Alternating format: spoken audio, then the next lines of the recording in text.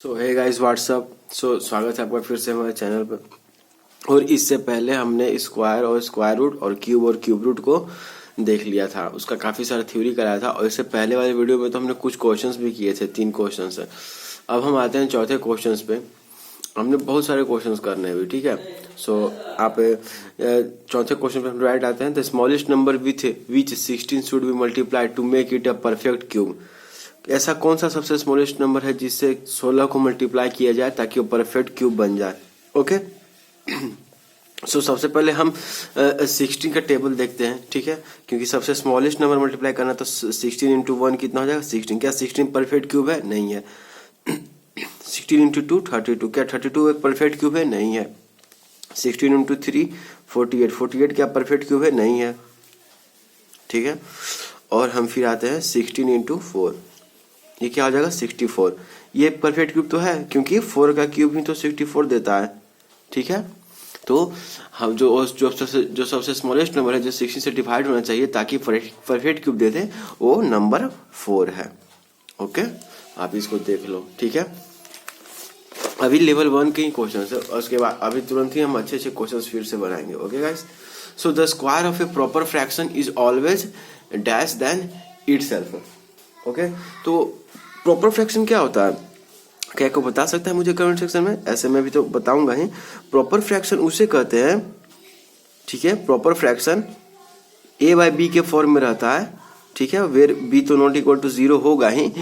और एक और इसमें कंडीशन होता है कि a is less than b, ठीक है। यानी न्यूमरेटर जो है वो डिनोमिनेटर से क्या होता है, छोटा होता है, ठीक है। इसी को प्रॉपर फ्रैक्शन कहते हैं। जब कोई a बाई बी कोई नंबर हो, a और b इंटीजर हो और b नॉट इक्वल टू 0 हो और b is greater than a हो, यानी denominator is greater than numerator हो, तो इसे प्रॉपर फ्रैक्शन कहते हैं। Okay, a and b belongs to real number लिख लो आप, ठीक है।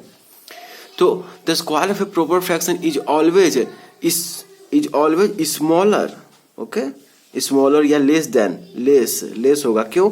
देखो तो अगर a बाई बी बराबर n है, ठीक है। अब स्क्वायर किए इसका तो a square upon B square हो गया, ठीक है। a square upon B square बराबर n स्क्वायर हो गया, ठीक है।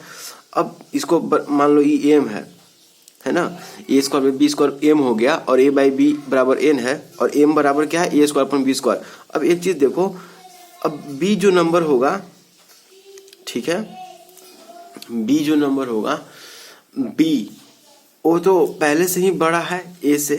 अब इसका स्क्वायरिंग किए तो नीचे वाला नंबर क्या है b स्क्वायर और भी बड़ा होगा, क्योंकि आपको पता है ना कि माइनस इन्फिनिटी से प्लस इन्फिनिटी के बीच में खाली एक चीज छोड़कर कि b 0 से 1 के बीच में ना हो, ठीक है। इस कंडीशन को छोड़कर बाकी इस पूरे कंडीशन में इस कंडीशन को घटा दिया जाए, b का वैल्यू 0 से 1 के बीच में ना हो और बाकी कोई भी इंटीजर हो, तो b जो मैंने पढ़ा था ना आपको कि x square is greater then x होता है। तो जब हम स्क्वायरिंग करेंगे तो b square will be greater than b, तो नीचे का वैल्यू बढ़ रहा है और ऊपर का वैल्यू तो छोटा था, तो कितना भी बढ़ेगा तो ये और भी छोटा होगा, तो नीचे का वैल्यू और बढ़ गया है। तो ऑब्वियसली क्या होगा, मैं थोड़ा सा दिखाना चाहता हूँ, 1 मिनट। ऑब्वियसली क्या होगा कि a बाई बी इज आपको यही greater than a square upon B square होगा, अगर a बाई बी क्या है, एक प्रॉपर फ्रैक्शन है। इसका मतलब क्या हुआ कि अगर कोई प्रॉपर फ्रैक्शन का स्क्वायरिंग किया जाए तो उसका वैल्यू छोटा होता है उसके पहले वाले वैल्यू से, ठीक है। स्क्वायरिंग किए फिर भी ये पूरा वैल्यू बड़ा नहीं है इससे। आ रही बात समझ में आ रही है बात? प्रॉपर फ्रैक्शन के केस में ये होता है। तो यही इसलिए मैंने लिखा है क्या, less than itself. The square of a proper fraction is always less than itself या स्मॉलर देन इटसेल्फ, जो भी लिखना है आप लिख लो। The square of an odd number is always odd, true. एक ऑड नंबर का स्क्वायरिंग हमेशा ऑड ही होता है। The square of a prime number is always prime, ये गलत है, ठीक है। अब देखो सबसे स्मॉलेस्ट प्राइम क्या है, 2 है, ठीक है। 2 का स्क्वायरिंग किए तो 4 दिया। क्या 4 एक प्राइम नंबर है? 4 तो एक इवन नंबर है ना, आई बात समझ में, ठीक है। 3 का स्क्वायरिंग किए तो 3 का स्क्वायरिंग 9 आ गया। 9 एक कंपोजिट नंबर है क्योंकि उसका 3 से ज्यादा फैक्टर है, तो ये कहना कि the square of a prime number is always prime, ये फॉल्स है। ठीक है, अब आते हैं अगले क्वेश्चन पे। If the unit digit of a number is 2 then it does not have a square root, then it does not have a square root. ये बिल्कुल सही बात है, ट्रू। मैंने कहा था ना कि अगर यूनिट डिजिट हमेशा एक परफेक्ट स्क्वायर के अंत में कौन कौन सा नंबर एंड होता है, एक परफेक्ट स्क्वायर, जो भी दुनिया का हर एक परफेक्ट स्क्वायर या तो उसका एंडिंग 0 से होगा, यानी उसके यूनिट प्लेस पर कौन कौन डिजिट हो सकता है, 0, 1, 4, 5, 6, 9। इसके अलावा और कोई यूनिट डिजिट पर नहीं, दुनिया का कोई भी परफेक्ट स्क्वायर का अंतिम एंडिंग डिजिट यानी यूनिट डिजिट इन्हीं में से कोई होगा। तो अगर किसी नंबर का एंडिंग डिजिट 2 है तो इसको does not have a square root. ठीक है, तो ये ट्रू होगा। हाँ, पॉइंट में आएगा स्क्वायर रूट, बट वो पॉइंट की बात नहीं हो रही है, बिल्कुल इंटीजर की बात हो रही है कि इसका स्क्वायर रूट इंटीजर में हो। आ रही बात समझ में? ऐसे तो होंगे ही, लेकिन वो इंटीजर में नहीं आएंगे स्क्वायर रूट। मैंने पहले भी लेक्चर में बताया है, आप फिर जाके इस पर प्लेलिस्ट बना दूंगा इस चैप्टर का, आप प्लीज उस प्लेलिस्ट को जाके देखना। पहला क्लास है स्क्वायर एंड स्क्वायर रूट पर, पूरा बढ़िया से सभी प्रॉपर्टी बताया गया है स्क्वायर का, स्क्वायर कैसे निकालते हैं, फिर स्क्वायर रूट के बारे में बताया गया, स्क्वायर रूट के कैसे निकालते हैं। अरे बात समझ में, बहुत मजेदार होगा। Giving reason describe why the following numbers are not perfect square, बताना है कि जो दिए गए नंबर्स है वो परफेक्ट स्क्वायर क्यों नहीं है। एक बात बताओ, कोई दुनिया का कोई भी परफेक्ट स्क्वायर 8 से अंत होगा? नहीं होगा। अरे बात समझ में, यूनिट डिजिट पे 8 नहीं हो सकता, या तो 0 हो सकता है, 1 हो सकता है, 4 हो सकता है, 5 हो सकता है, 6 हो सकता है, 9 हो सकता है। और ये रटने की जरूरत नहीं है, आप देख सकते हो, मैंने पिछले क्लास में ही बताया है कि क्यों इसी से एंड करेगा। सभी लॉजिक पर आधारित है, ये नहीं कि रट लिए। ठीक है, अब ये 3 से एंड कर रहा है, 3 से दुनिया का कोई भी परफेक्ट स्क्वायर 3 से एंड नहीं कर सकता, वो या तो 0, 1, 4, 5, 6, 9 पर ही एंड कर सकता है। अरे बात समझ में। अब ये 7 से भी एंड नहीं कर सकता, इसलिए ये भी परफेक्ट स्क्वायर नहीं होगा, ये भी परफेक्ट स्क्वायर, और 2 से भी एंड नहीं कर सकता, तो ये भी परफेक्ट स्क्वायर नहीं हो सकता है। अरे बस में देखते के साथ कह सकते हैं कि ये परफेक्ट स्क्वायर, ये नंबर परफेक्ट स्क्वायर किसको कहते हैं? आपको बताया था ना कि कोई सी नंबर को खुद से ही मल्टीप्लाई करने पर जो नंबर आता है वो उस नंबर का परफेक्ट स्क्वायर कहते हैं। ठीक है, मैं पहले क्लास में इसको बताया था। So that the following are not perfect cubes. अब सिंस हमने क्यूब और क्यूब रूट भी पढ़ लिया, तो अब हम लोग क्यूब के भी क्वेश्चंस लेंगे। So that the following are not perfect cubes. अब देखो, क्यूब में मैंने कहा था ना कि क्यूब तभी हो सकता है कोई नंबर, परफेक्ट क्यूब तभी हो सकता है कोई नंबर जब उसके एंड में 0 हो, 1 हो, फिर ठीक है 1 हो, आपका 8 हो, 7 हो, ठीक है, 4 के 16, 16 के 64, 4 हो, ठीक है, 5 हो, और 36, 6 हो, 749, 963, 3 हो, ठीक है। और क्या है, 8 तो following are not perfect cubes. 3 3 9 9 27 और 9 तो नहीं हो सकता है। 749, 963, 3, बस यही डिजिट हो सकते हैं किसी क्यूब के, परफेक्ट क्यूब के अंत में यही डिजिट हो सकते हैं। आप करके देख लो, किसी भी परफेक्ट दुनिया की किसी भी परफेक्ट क्यूब के यूनिटी प्लेस पर केवल यही डिजिट आ सकते हैं, इसके अलावा और कोई डिजिट नहीं आ सकते। अब कौन डिजिट बच गए हैं? 2 बच गए हैं, 5, 6, 7, 8, 9 बच गए हैं। ये 2 डिजिट नहीं हो सकते हैं परफेक्ट क्यूब के अंत में। ठीक है, so that the following are not perfect cubes. ठीक है, 1 मिनट, 4 भी नहीं हो सकते हैं। ठीक है, 4 चौके 16, 16 चौके 64, 4 हो सकते हैं।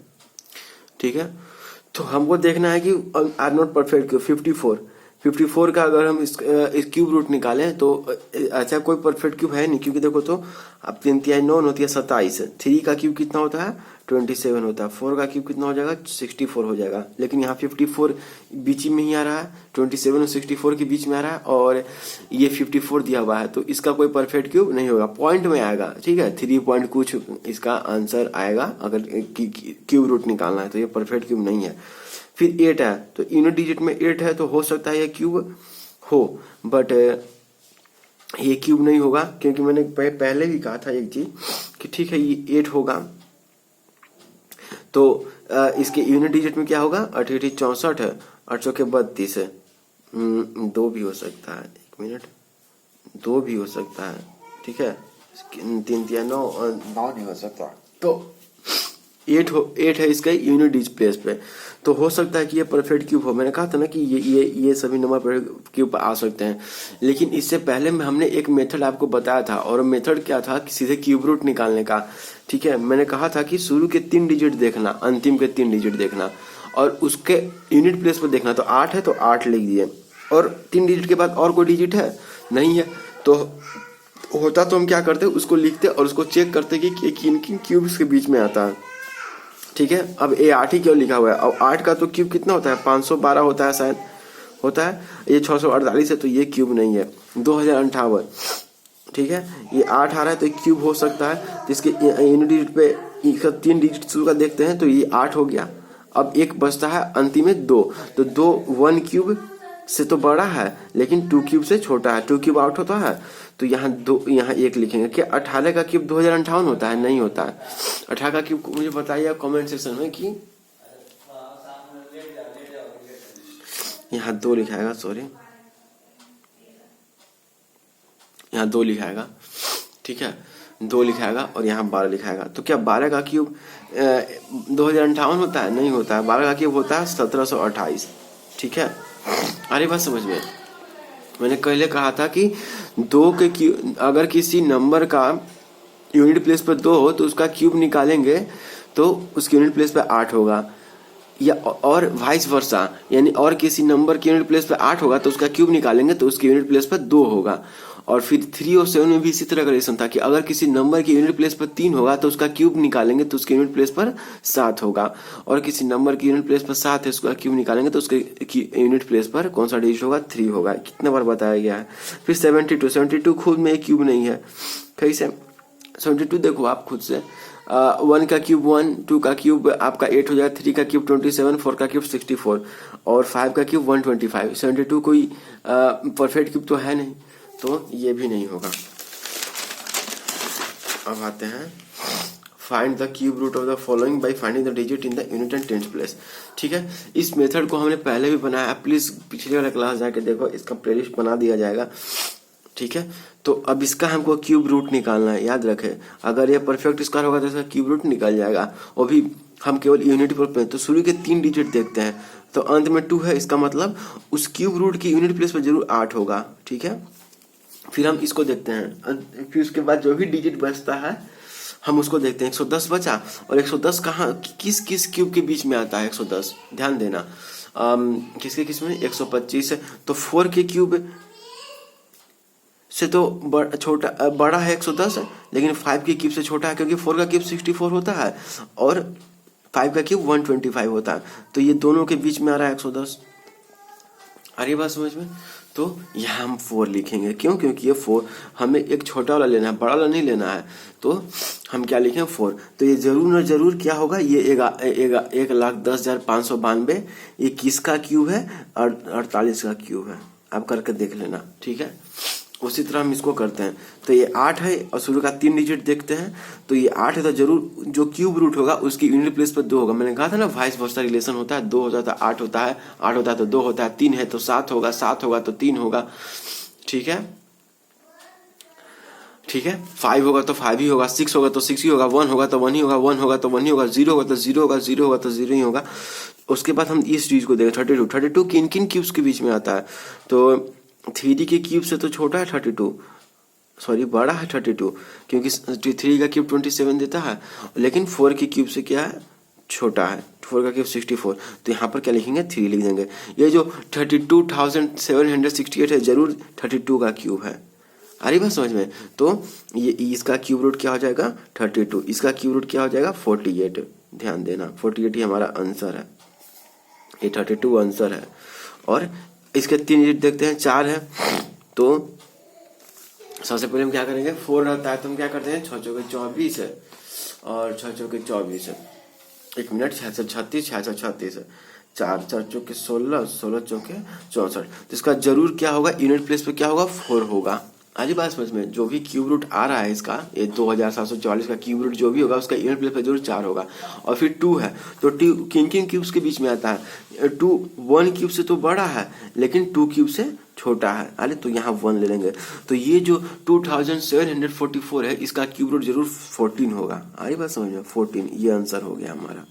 आप प्लीज इसको पीछे रिवाइंड करो, पिछला वाला क्लास देखो, पिछला क्लास में हमने क्यूब एंड क्यूब रूट्स कराए थे, उसमें काफी ज्यादा प्रॉपर्टी हमने डिस्कस किए थे, तो प्लीज आप जाना, और बहुत ही ये आपको बहुत काम देगा। और मैंने ये भी कहा था कि 1 to 30 तक स्क्वायर और क्यूब याद कर लेना नंबर्स का, और 1 to 10 कम से कम स्क्वायर रूट और क्यूब रूट याद कर लेना। मैंने चार्ट भी दिखाया था पिछले अथी में, ठीक है। Find the divisor and the quotient given the dividend is 135, the divisor is 1/4, the quotient and the remainder is 11। तो हमने तो एक चीज आपको बताता हूं कि क्वोशंट आपको पता है ना एक चीज, कि quotient QUOTIENT quotient into given the dividend, quotient into divisor, यही होता है क्या, plus remainder is equal to dividend. ठीक है, यही होता है ना, डिविजर यानी भागा करने वाला, डिविडेंड मतलब जो भाग हो रहा है, क्वोशंट भागफल, रिमाइंडर शेष। तो ये पढ़ो ना ऐसा कि dividend is equal to quotient into divisor plus remainder. तो find the divisor in the quotient given that the dividend is 1035 and the divisor is 1/4 of the quotient.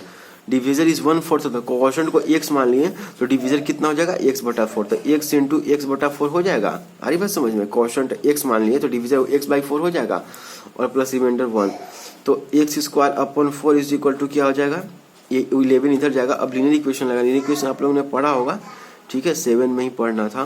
तो यहाँ पर क्या हो जाएगा, 5 में से 1 गया 4, 3 में से 1 गया 2, 0 1, ठीक है। तो x इज इक्वल टू क्या हो जाएगा, √1024 into 4।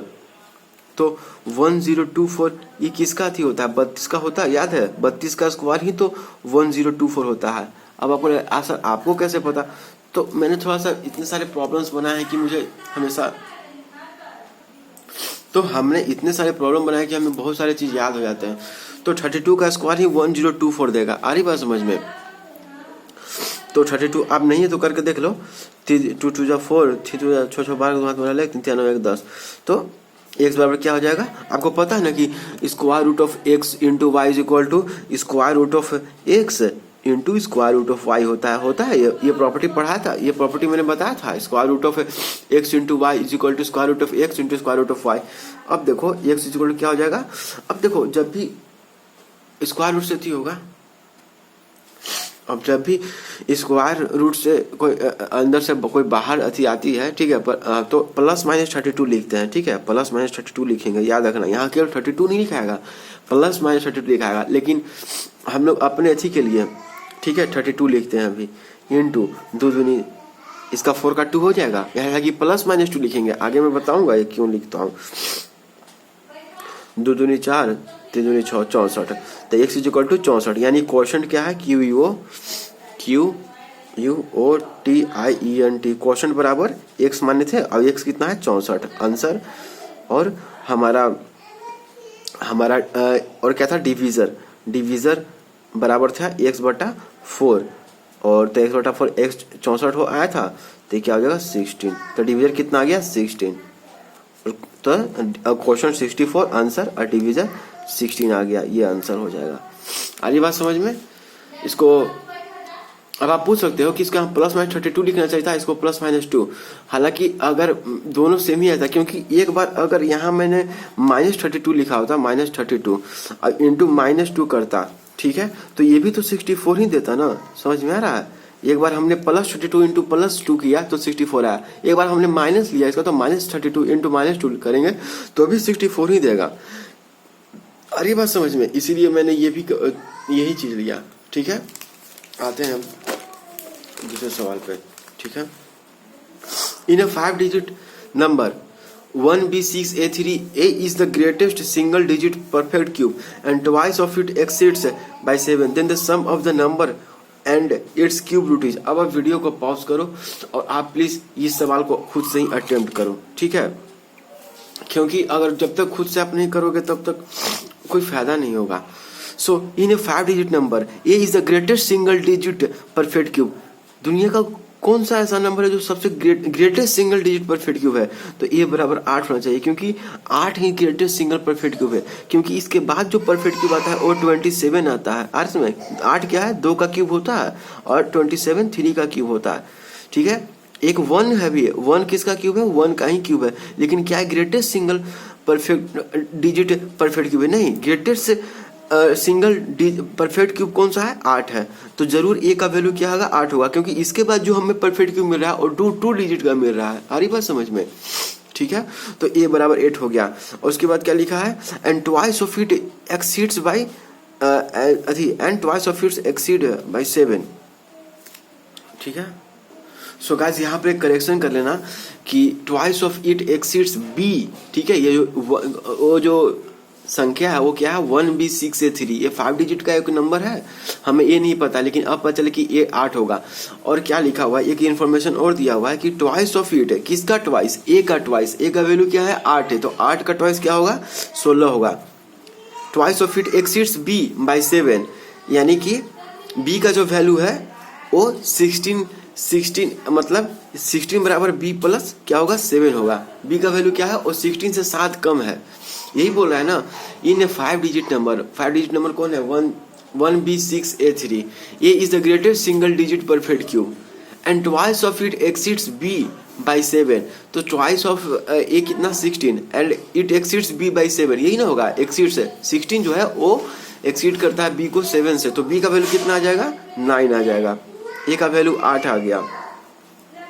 Then the sum of the number and its cube root is, then the sum of the numbers and it cube root. तो वो नंबर क्या हो जाएगा, तो रिक्वायर्ड नंबर क्या है हमारा, रिक्वायर्ड नंबर